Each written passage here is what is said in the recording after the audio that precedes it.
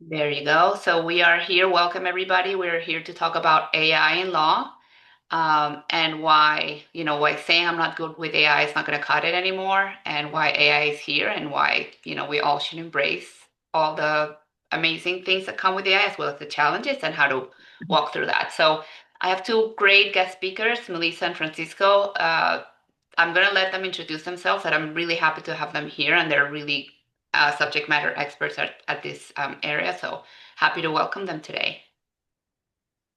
Thank you so much. We are very excited to be here. So, Fran and I are partners in many different fields. We've traveled together, we've worked together for a while, and we are very passionate about AI. So, I'll tell you a little bit about me. My name is Melissa Ballesteros, however you want to call it. My roots, my heritage is Colombian, and I love languages, so I also speak Portuguese. So, whatever you want to call me works for me. And I have been involved with Copilot, who's one of my very besties for a really long time since its inception, along with, Fran. And my whole job is to help people adopt AI.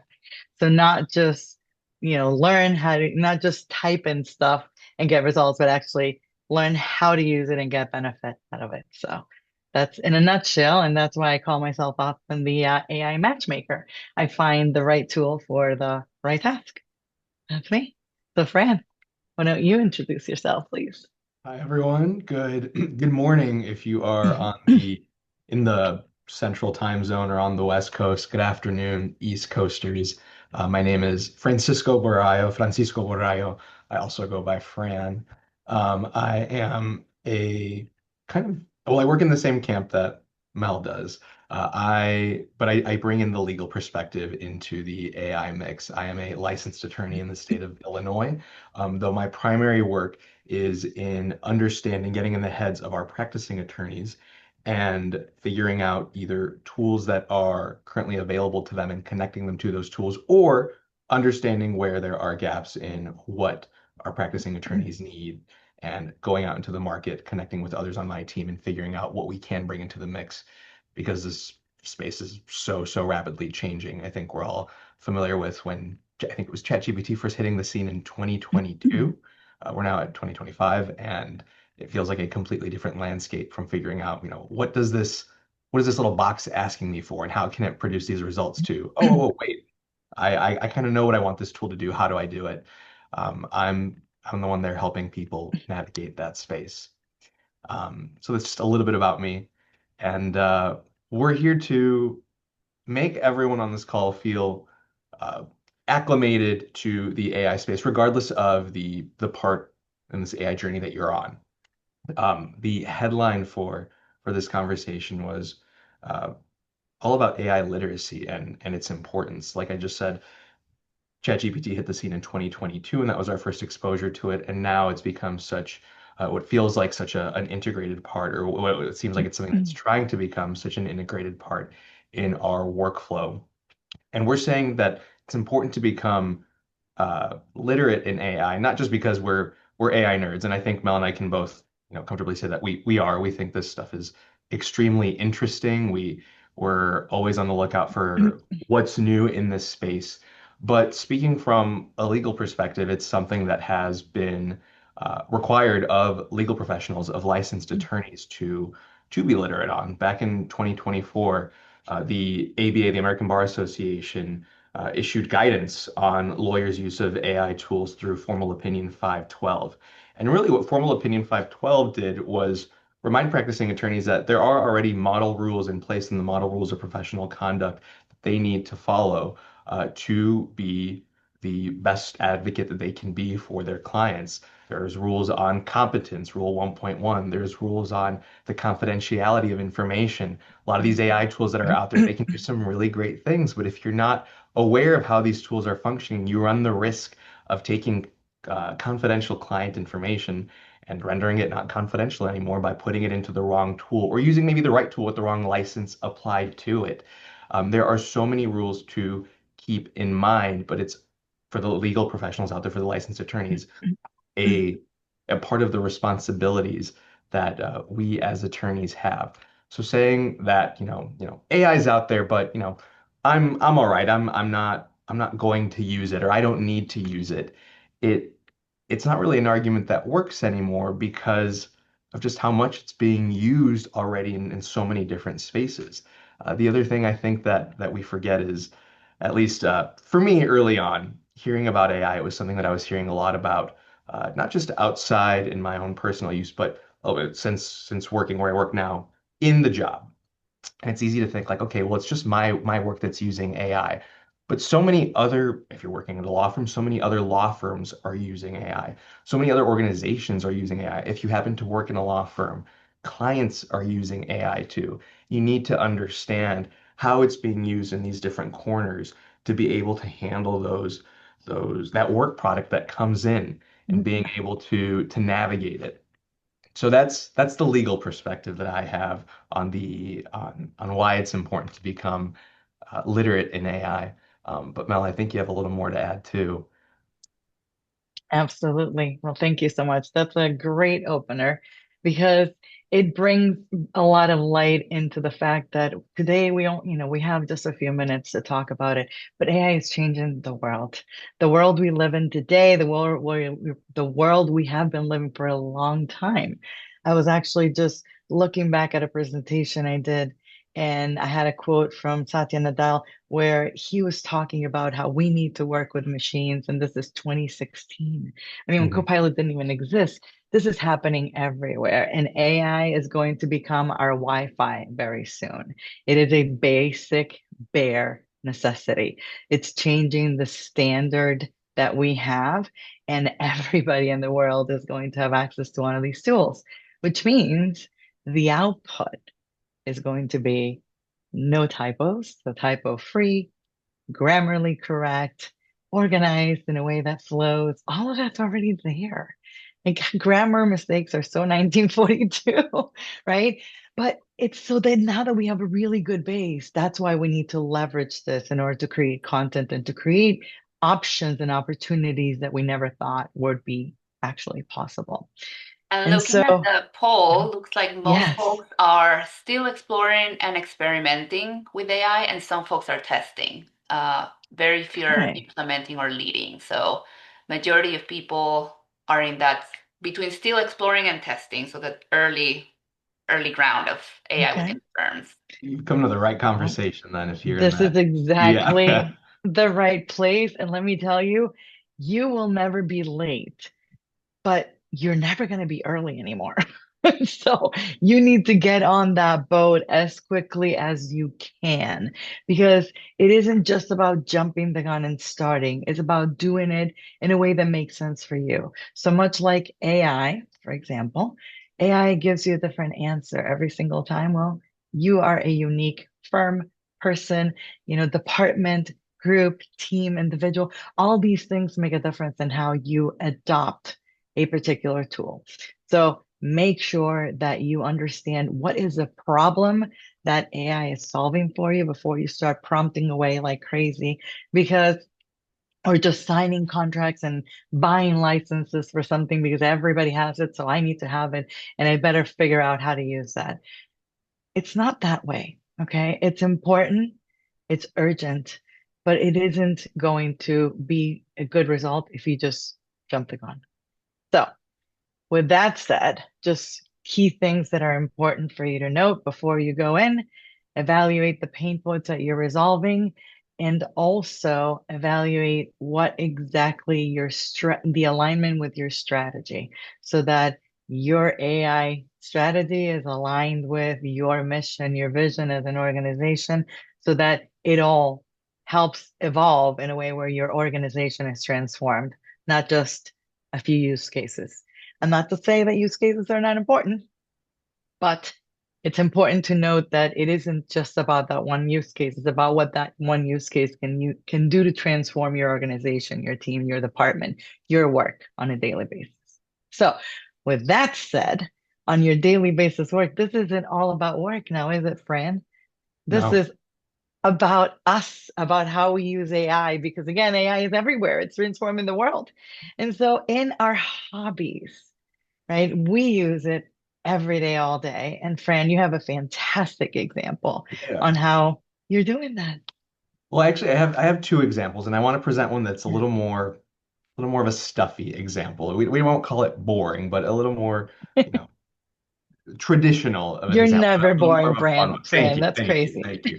But I really want to illustrate here the different ways that you can approach AI. And the reason that we're bringing in personal examples into this is because, at least I think for Mel and I, we found that the best way to understand how these tools work, what you can do with them, is by approaching them with sort of your own things that you're working on. If you use a tool within the context of work only, you kind of see it as just a work tool. You don't really see the full benefit of it, at least not with a tool like generative AI, tools like ChatGPT, Gemini, Copilot, the more legal-based ones. There's so much that they can do, but it's very easy to kind of get stuck in that mindset.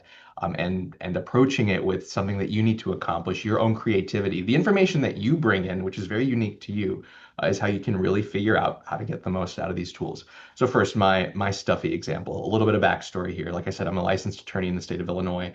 I just became licensed. We're about to hit a year ago. I think the end of this month. Wow, my little anniversary is coming up, which means I was in law school prior to that. And for anyone on this call that has not even just been through law school, but been through any sort of higher education, it's not the easiest thing to go through. There were a lot of concepts that I was exposed to on a regular basis that I had a very hard time being able to wrap my mind around. Now, what I'm not saying is to go to ChatGPT and say, teach me about this area of the law. You might get some accurate results entering a prompt like that and getting information back. You may get some very inaccurate results. I think we've all heard of case hallucinations that have come up in some of these tools when you're not careful with using them. But what I found super, super helpful in using these tools was taking concepts that I was getting told about in various classes. There was a health law class that I was taking where we were discussing HIPAA and the HITECH Act, very, very dense acts. And I'd have a hard time figuring out the language of some text. I was able to use these tools, a tool like ChatGPT, and say, well, this is what the text of this act says. Can you rephrase this in a way that I can understand using an analogy, or present it to me the way that it would be explained to, we'll say, like an eighth grader or a fifth grader. I wasn't embarrassed. I was like, give me something simple that I can remember. And then I was able to take the information that I was getting back and go back to my professors and say, well, this is what this act says. And this is how I'm starting to remember what it means. Is this correct? And they're able to verify or course correct for me. It's a really, really, extremely helpful tool to help take information and break it down into ways that you understand. But of course, you only know how you understand. The way that you understand something can be so, so different from someone else. And that's where some of the magic in these tools comes into play. It's not the tools that have the magic. It's your own creativity and your own understanding of how you work that really lets these tools shine. Now that's again my stuffy example, being able to understand information. My more fun example is related to a personal hobby of mine. I since high school, we'll say we won't really get into the details of when that was, but I since high school have had an interest in photography, film photography especially. We're talking about like a roll of film put into a camera, taking pictures, getting that film developed, scanning that film in to see those images on a computer or using an enlarger, but I like scanning them into a computer and then editing them from there to edit out any imperfections. One of the big issues that I've always had with film photography, I really like the look of it, but whenever scanning film in to get the image to pop up on your computer to edit it from there, those scanners that you use for film photography, they're really, really good at picking up every single thing. And I'm talking every single tiny little speck of dust that you can even see floating around you right now. It'll cling onto that film and it'll appear in the image that you see on your monitor. So me as the editor, I have to go in and one by one, it's sort of like playing the most annoying game of Minesweeper ever. I go in and click on each little speck of dust to edit it out. You really don't realize how dusty a room is until you scan a piece of film in and you realize, well, this little piece of film picked up that much. I wonder how much is floating around me right now. But I'd go in and edit out every little piece one by one. On average, it would take me maybe 5 to 15 minutes per image to edit out all of that dust. When you're only working with one image, it's fine. But if you're working with a roll of, say, 36 photographs, that time really does add up. So I started thinking just this past year, okay, there must be an easier way to do this. Now, one route that we could take here is say, okay, well, I'll upload my image into like a chat GPT and see that it can produce a cleaned up image for me. And that's again, that's one totally valid way to approach this. But I wanted to be a little more hands-on with it. I thought to myself, well, I don't want an AI tool to clean this image up for me.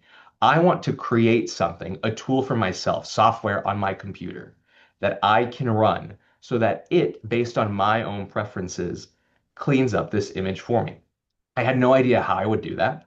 I had never, I mean, I'd never built an app before. I'd never coded anything before. I kind of imagined that coding would come into play here. But that's the idea that I had. And that's the idea that I presented to the AI tool that I was using for this ChatGPT. I have a licensed account for personal use within ChatGPT. But I kind of just took what I explained to everyone here. I took that idea and plugged it into ChatGPT like I'd be speaking to a person that I wanted to collaborate with, an assistant that I wanted to collaborate with.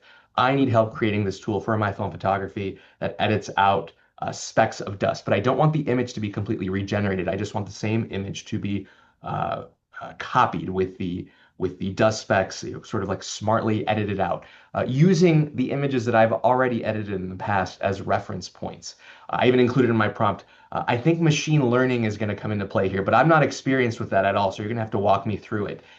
Spell it out step by step for me, what I'm going to need to do to accomplish this. And that's what ChatGPT has been doing. It has broken down every single step for me, letting me know, okay, here's a heads up. This is how long this project is probably going to take if you only work on it X amount of hours over the weekend. It very clearly defined it as a whole summer project. This isn't going to be something that gets accomplished in a day. In my prompt, I also told it to be very candid with me, to not say that things are going to work when they don't work. I needed it to be a realist and said, okay, I'm going to be very honest with you. When things don't work, we're not going to go that route. It gave me a timeline. It broke down steps. It introduced me into coding within Python, something that I had never done before. I'm using the terminal for those that are using Windows computers, the command prompt to build this app, script editors, things that I had never touched before. I was able to jump into them and with the assistance of this AI, this generative AI tool, ChatGPT, slowly build the pieces of this app that I'm currently working on my computer. Now, it's not perfect. Sometimes it does have a little hiccup, but that's why that AI assistant that I have is so helpful. It has that conversation history in it, and I can go into it and say, well, this is what the tool is doing right now, and I'll explain the behavior. This is what the code that you have given me to write looks like. How can we modify it so I get a result that looks a little more like this? And contextually, it'll help guide me through what I need to do to make this app better, make this app work more for me.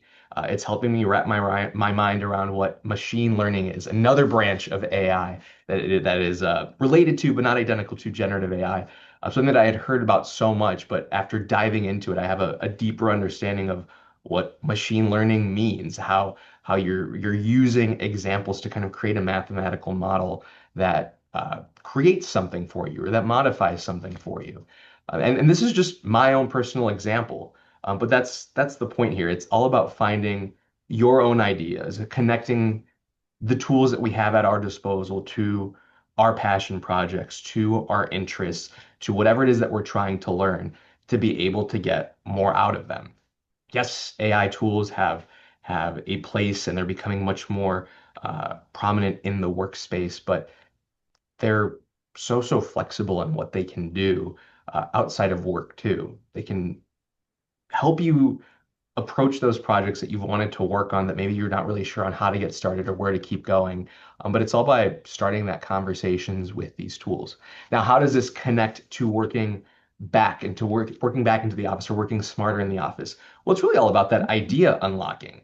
If you're in the office and you're staring at this prompt box, and if you're using Copilot or one of the other more legal oriented apps, you may be looking at this prompt box and thinking, what am I supposed to type in there? Or like, how can I take what I'm doing over here and connect it to what I'm doing over here? Once you get in the process of being comfortable with idea generating, ideating, I think is the term, it becomes a lot easier to jump into these tools and think, well, I have this idea, maybe this will work. Or better yet, I have this idea. Let me talk to the AI tool and see if it's possible to do it. You can do that. It just kind of takes a moment of, letting yourself be creative and allowing you to feel comfortable to bring in a generative AI tool to start connecting those dots. That sounds awesome. And, it really is about that mindset change. So it doesn't matter what the task is. I am certain that AI can help you on that next task, which is why I wanted to mention something or bring back something that you just mentioned, which is your paid ChatGPT subscription. Yeah. Can I just say that if you're not paying for your subscription of anything, when the product is free, the product is you.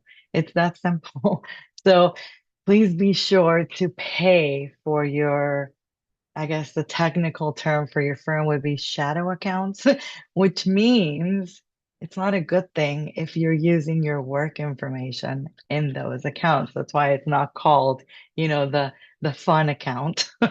And so make sure that if you use it for personal use, like Fran is doing, or to ask very general questions, but use the AI or the generative AI tools provided by work.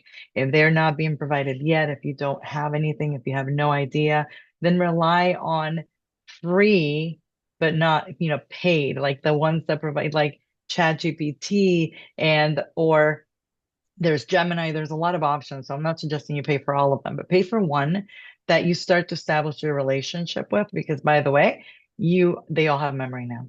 So they remember who you are.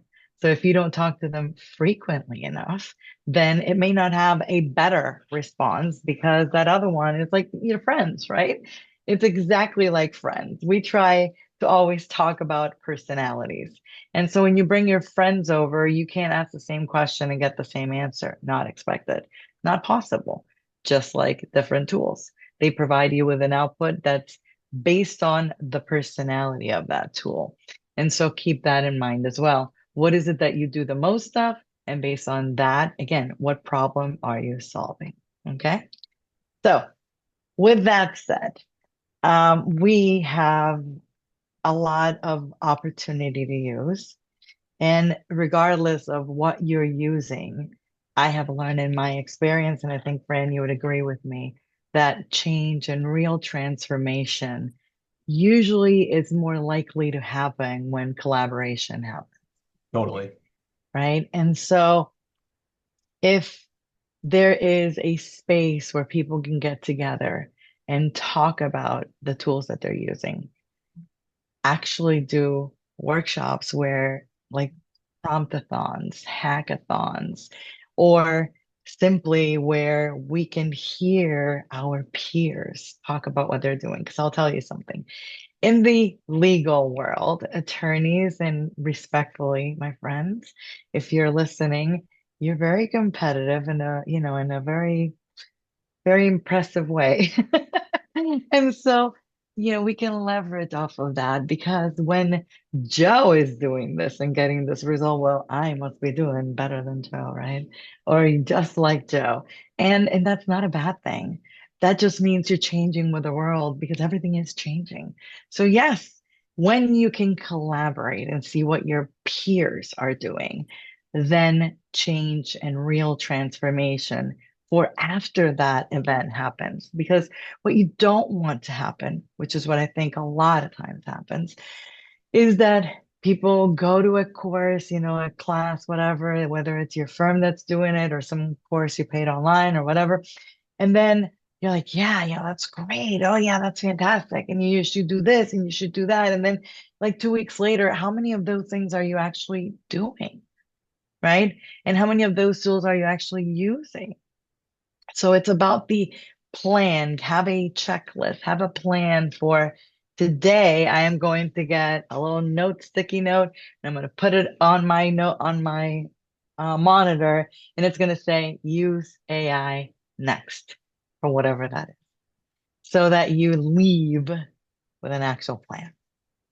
Elise, Yes, I'm gonna jump in and I wanna start addressing some of the questions that are popping up. please So do. Thank one of you. them is, it's a acknowledgement that AI has some reliability issues, right? And learn the Okay. most efficient way to avoid them. So there's, this Vernon's talking about running experiments and some of the times return unreliable answers or wrong answers.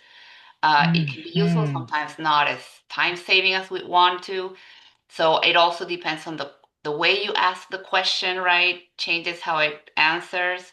So just love to know, like, how do you address when you see the shortcomings of AI and how do you kind of go around it? I could address a little bit of Absolutely. that question first, if that's okay. Yeah. Well, Please. thank you so much for the question and the comment, Vernon. I will have to disagree that AI and the question has just disappeared from my view, but that AI has that it's not helpful. And forgive me if I don't have the question just disappeared from my No, screen. you have it back. I clicked on the wrong thing. I'm sorry. It was me. Oh, okay. Do you have it That now? has that. Oh, yeah, yes. The an honest acknowledgement that AI has major reliability issues, and learn the most efficient way to avoid them. And we can definitely hit that second point. Um, AI, depending on the one that is used, the generative AI that is used, can have major reliability issues. But again, it all depends on what you're using and how you're using it. There are so many, not just different language models out there, but combinations of language models that have been packaged as products that are meant to address different use cases. And I can attest to that. I've tried. This was a little thought experiment to see just how well ChatGPT had gotten with case citations. I went into ChatGPT recently and I asked it to explain a case or to give me more information about a case regarding some biometric information privacy issues in Illinois. And I think I made up some case citation. And ChatGPT very confidently gave me this explanation about this case that did not exist. Um, Based on and I knew that it didn't exist because I had made up that citation. But that's using one AI tool out of the many out there. There are AI tools that have been built in, generative AI tools that have been built into Westlaw, to Lexis, to a number of other different applications or these own standalone applications that are focused on that very specific legal research aspect of it. But it does come down to using the appropriate tool for the task at hand. There are a ton of tools on the scene right now that all handle different things. I don't know how this is going to change down the line, if there's going to be a little bit more consolidation or just more tools on the scene that do things that we're not even aware of yet. But it all comes down to using the appropriate tool and using, I think, what you've already mentioned in the question here, figuring out the right way to ask these tools, figuring out the best way to prompt these tools, going to a generative AI tool and saying, give me information about whatever topic will produce a result, but it may not be the best result that you're looking for. If you go in with a framework in crafting your prompt, stating your goal, this is what I need you to research, the context, this is why I need you to research this topic, the source, I need you to look at these files that I have uploaded or information from these specific websites that have the information that I know answers some of what I'm looking for and the expectations. And I want this drafted as a bullet point list or as an email that I can send a colleague.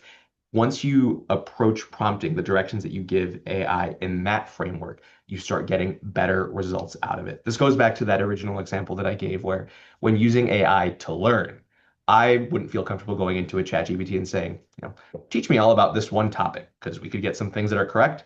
We could get some things that are completely made up. That's the nature of how these tools work. They're sort of like probability machines. They're thinking of the next best word that all based on the likelihood of it appearing, based on its own mathematical model. So it's more like a sound right machine. And if you give it no other guardrails in your own prompt, you'll get some really great sounding information that's incorrect. But if you hone in on that source, if you in your prompt really narrow what it should be doing and how it should be doing it, you can get some really, really good, some great results out of it. I think that's one of the best tips that I can give on avoiding those. Mel, I'm not sure if you have any additional tips or pointers Yeah, to add in this space. actually, just to follow on what you just said, there is a prompt that I put in there, and this is just something that I asked. I've actually been thinking about this exact same topic because it is so important more than any time before to verify your sources. So prompting is key. What Fran just said, ditto, 100%. But then once you've prompted and once you have what you want, then you want to strategically ask your AI because it is your yes machine, like Fran just mentioned. So you want to say, listen, play devil's advocate and tell me why this isn't a great idea. Or act like, give it different points of view. So act like the judge. And this is a judge that is, 125,000 invested into this. It's a judge that has been working for 3 years here, that has bounced off and off, okay, who grew up in this place. Like, give it personalities, and then it will realign, right, with the content because the context is everything. And so, in addition to that, you can use a prompt like this one and have it help you verify whether or not a source is reputable, because it isn't just when you click on the link and it opens a web page, that doesn't mean that it is in fact a good source. Now, not because it isn't good, because it could have been really great information back in 1924, but it isn't today. And so not only do we need to check for reliability, but accuracy. And in the world of AI, let me just tell you, we can talk about 100 things that have disappeared in the last month that we don't even know. So keep your resources checked, verified. You are the human in the loop. You are the pilot, not the co-pilot. You pilot, not co-pilot. That's why I love that one name. But I mean, there's a million other really good ones. Now, in addition to that, I'm just going to mention there are ways, really simple ways of figuring it out, like we explained here in that prompt, which is you can search for the exact word or phrase in Google, for example, to see if it exists, so in quotes, or you can use what's called gronking, and that is explained right there in that prompt. And what that means is you're using specific um, quotes and specific ways of asking Google to find very explicit information about this. Now, this is just something obviously to be careful with because as you find good, you find bad in everything. So just keep yourself checked in the good human box and use the information provided for the best use you can. So that's probably the best answer or, a tip that I can follow up on based on And your to add a answer. little bit to that, Mel, since you mentioned Google, I want to flag to everyone to uh, be weary of the AI produced result within Google at the top. Oh, That's yes. Google's own AI sort of taking a stab at the question or the search that you have posed. Sometimes it can be correct.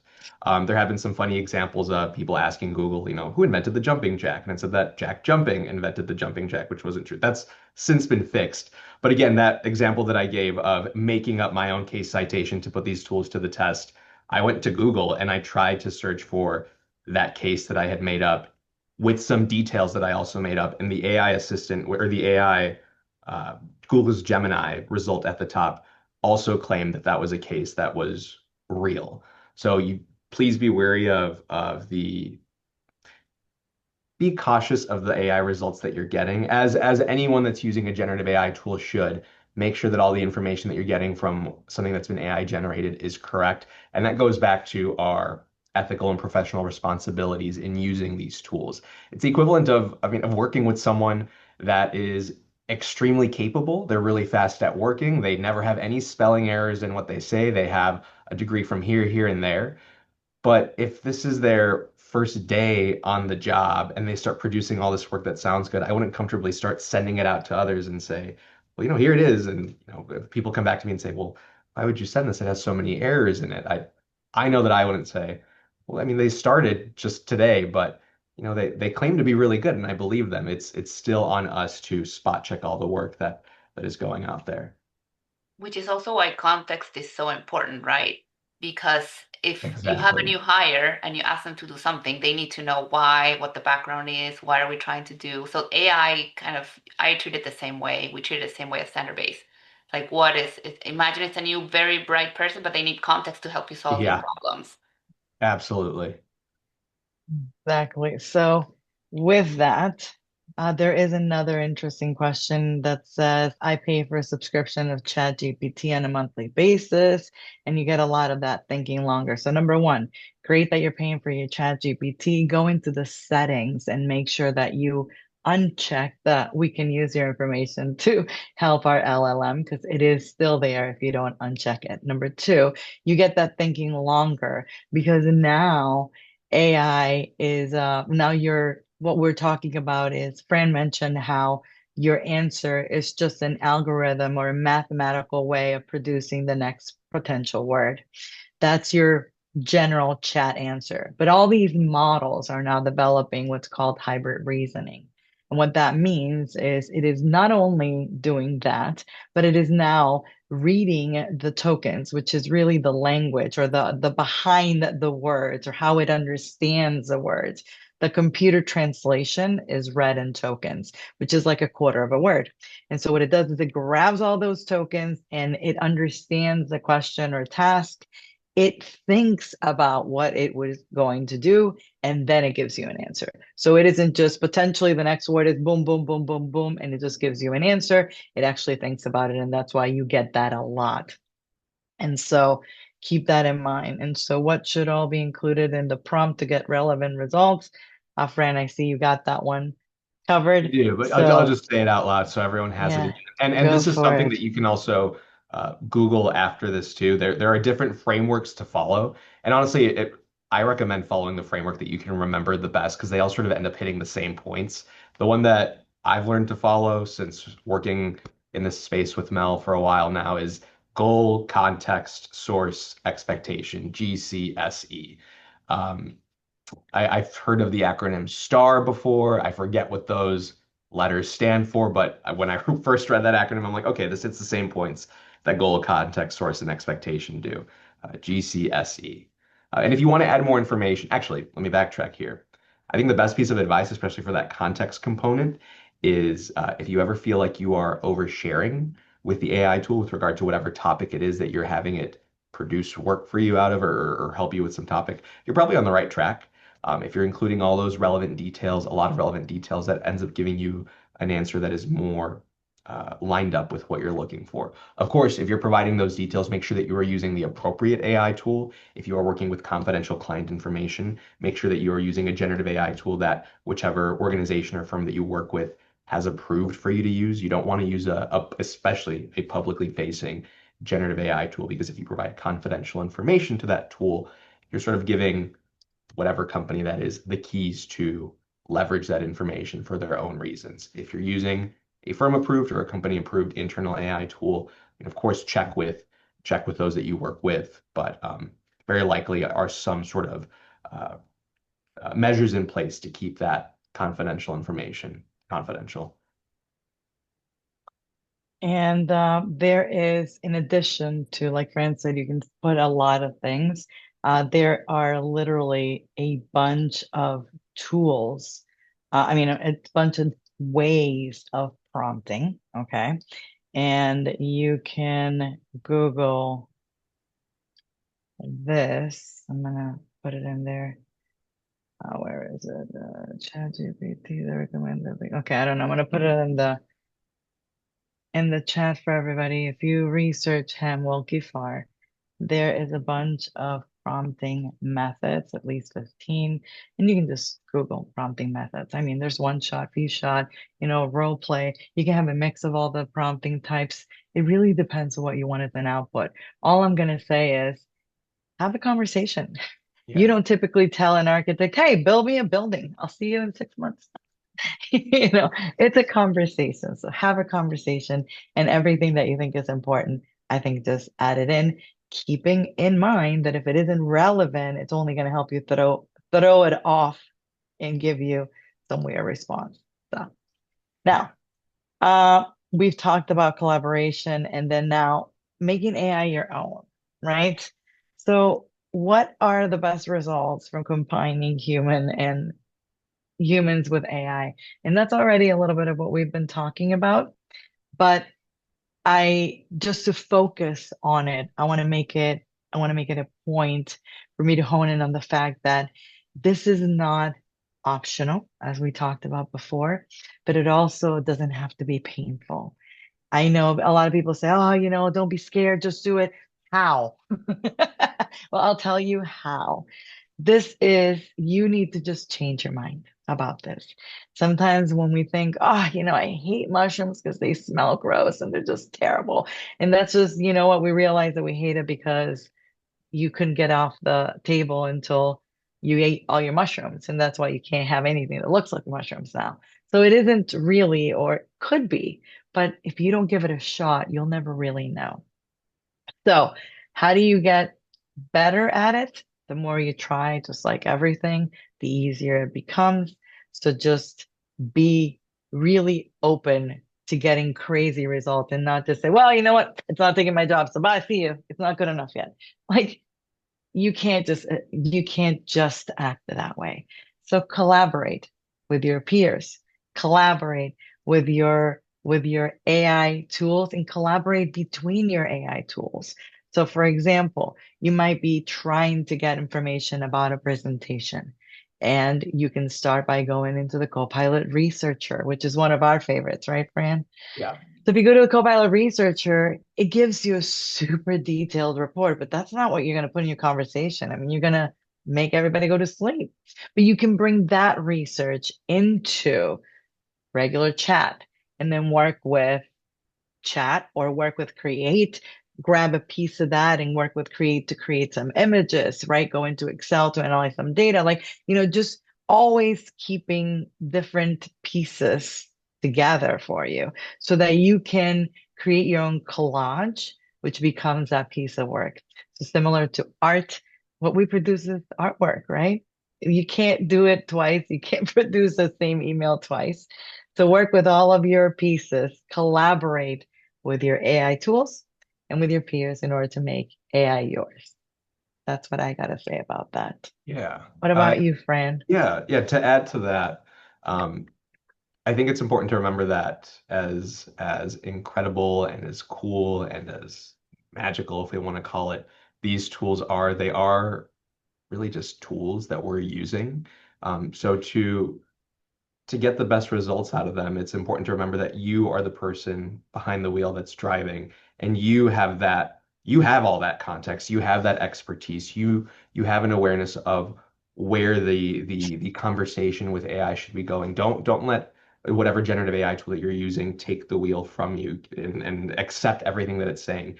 Keep that sort of skepticism in what you're getting and verify all the information, but know that you're using a tool and you have that extra knowledge that AI does, because again, that AI doesn't, because again, these are sort of probability machines. They are, yes, they can reason a little better now, but you're still sort of the person that contains all that information. It's also why you hear so many different takes on experiences in using generative AI. You'll hear the nerds on this call, like Melissa and myself. Um, yeah, it does all these great things if you use it the right way. And then you'll hear other people say, it's awful. I used it once and I never used it again. Well, why is that? It's because it's such a flexible tool that totally depends on how you interact with it. So you need to understand that the prompt that you give it, the information that you give it, the way that you respond to it after you get information from it is totally what's impacting how it's giving you its information. You're that pilot that's guiding how all of this is going. We're I think really benefited in how this generative AI space has sort of followed this super easy to use interface. I remember as a kid when we switched from using a typewriter at home to using a Windows Millennium computer.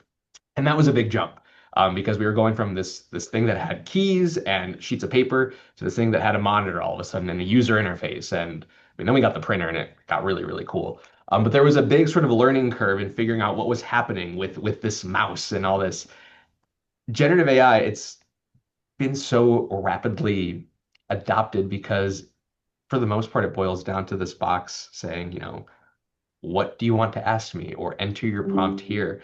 If if you already have the capability of sending a text message, an email, a chat via Teams or Slack or whatever application you're using, you've already got the tools that you need to start using or to get acclimated with using a generative AI tool.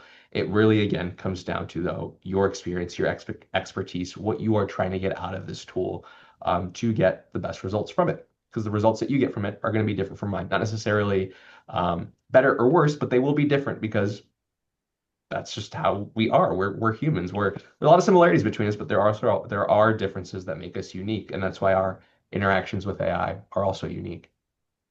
Not only that, but the analogy that I like to make is imagine you've been working on a document for 2 hours. You lose power, computer goes down, you have to restart. Couldn't recover the document, unfortunately. So you're gonna type it again. Now, does it sound the same way? Probably same tone, but it's not the same words. And I don't know about you, but I never think that second one is better than the first. Just like that second, the second, whatever, Die Hard 2, it's never better than Die Hard 1, ever, in my opinion. And so it's like that. It doesn't keep that original. It just goes back to brand new, boom, here it is. So it's going to be similar because it is going to be an answer from the same type, the same person, but it's as if you reset its memory and started again. So it's important. Now, I'm actually answering right now the question for who's teaching it. I can tell you every firm has their own way. We have our own way of doing it at our firm, but I'm putting in here resources for Copilot, which is learn.microsoft.com. There's a lot of great information there. Anthropic, which is the learning resources for Claude. And then, of course, ChatGPT, OpenAI has learning resources as well. So I'm going to send that over to you. But the best thing that you can possibly do is pick something that's going to help you that, well, personality, learn about that, try a few, try a month of this one, a month of the other one. It's $20 a month and see how you do. And then once you have your friend or your selection, then you can go in and then start diving into a relationship, which is, I don't know if it's fortunately or unfortunately what we're going to end up doing with all of these tools. So, there is as far as practical ways, how you can start building a culture of experimentation and responsible use. First of all, just, keep in mind, we all live in this world. We continue to build and somehow destroy. So, this is real. Its change is magnificent, but it can also be very, very complicated. So staying a good human, really, that's why I say please and thank you. Maybe they don't take over, maybe they will. I want to be considered a nice one, even with the robots.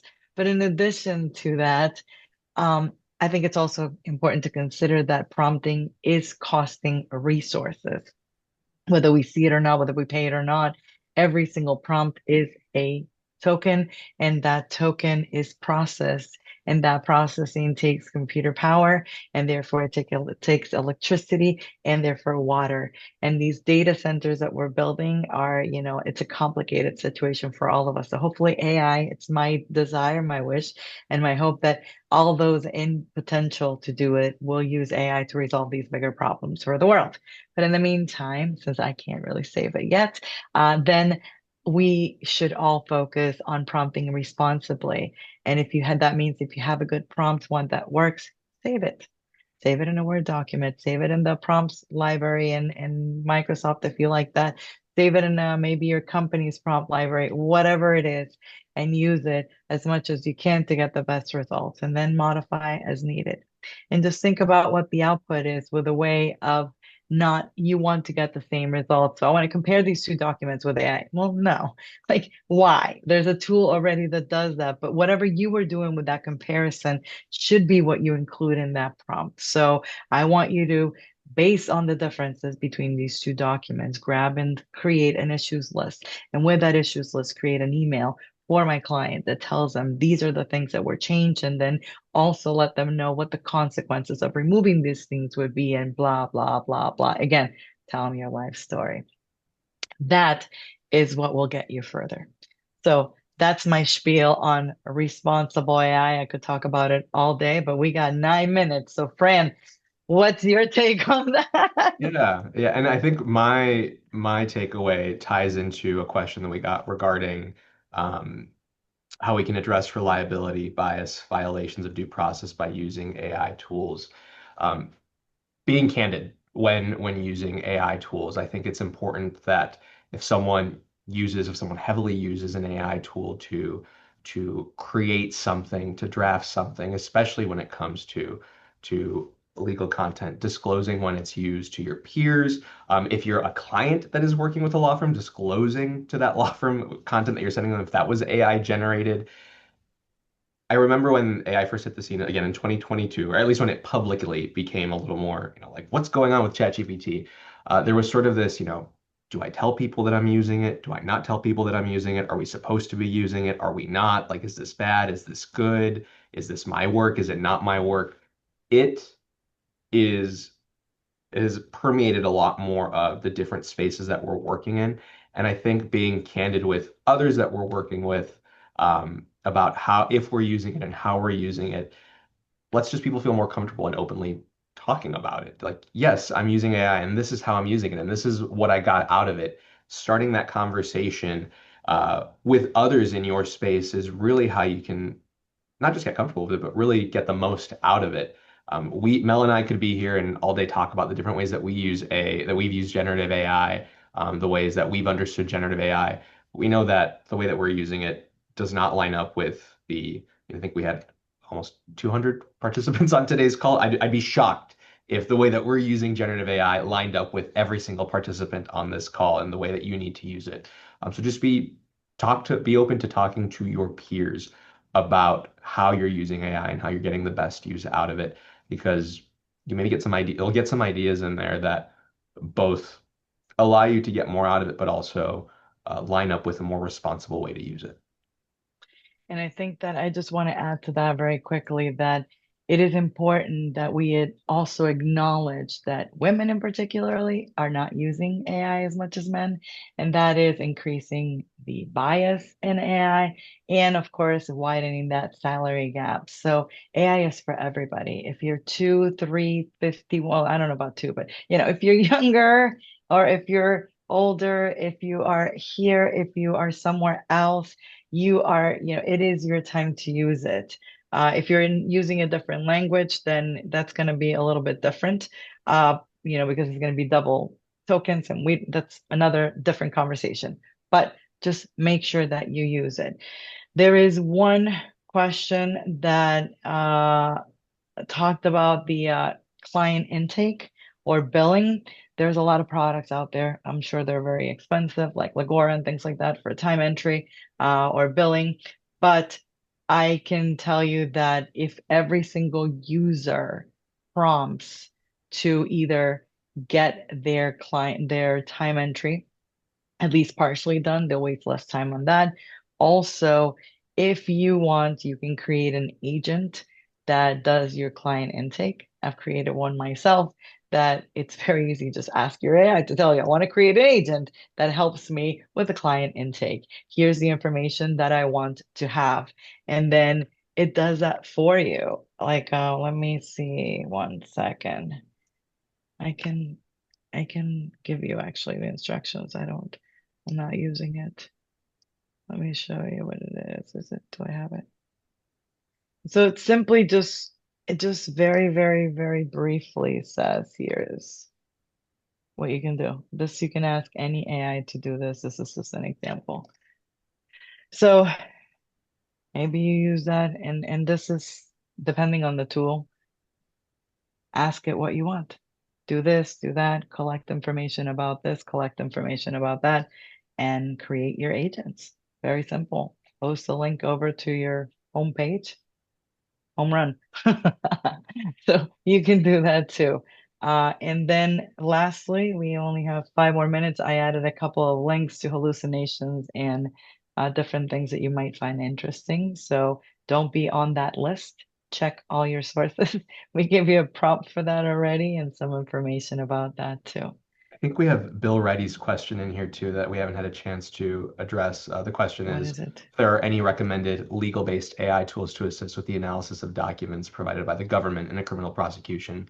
I think Mm, the best tool to use if you're working at a firm or at an organization is the one that they have approved for use. There are a number of tools that can handle stuff like this. I mean, just practically speaking, from just the capabilities that they have, like a free version of ChatGPT could in theory do this, but then you're taking that information from that criminal prosecution and giving it to a tool that can use that information for whatever. All of a sudden, if it's confidential, it's not confidential anymore. So check with your mm. firm or organization, figure out if there are any firm approved or organization approved generative AI tools for you to use for document analysis.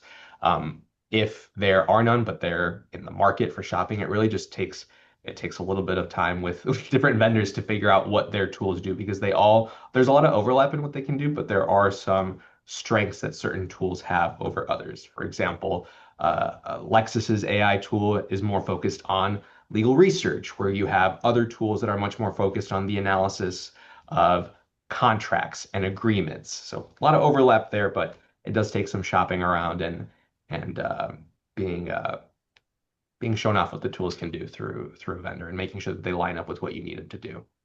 Exactly. And this, by the way, what I just shared with you about that agent is just a simple thing I just did a few minutes ago. I typed it in. You can get that response with any of your tools. And then the market is flooded, like Fran says. So keep in mind your very, very unique needs. Tie up your goals, your mission, your vision with all of the AI tools that you're going to be using, because believe me when I tell you, this is going to be like the base, the tie-in, the glue of a lot of things in a very short period of time, starting from your data. Right? To like, if you have bad data to begin with, get on with it because it's a big deal, and to how you continue to collect and to govern and to, retain all that data. And then lastly, just every new thing that happens every day will potentially change that too. So just keep that in mind. I don't know. That's all. I don't know if anybody has any additional questions. We got 2 minutes. This was great, Melissa and Francisco. Thank you. There's a lot of good stuff in the chat. There's a lot of meaty prompts and resources. So feel free to copy paste. Thank you, Sean, for the key takeaways from the meeting. That's also great. I bet AI did that for you. And then we will send out the recording for everybody right after this call. So thank you both our speakers. Love to have you guys. And thanks everybody who showed up today. And yeah, Thank you start so much. cracking those AI tools. Thank you. Have Thank a you. great day, Have a everybody. good one. Bye-bye. Bye. Goodbye. Bye.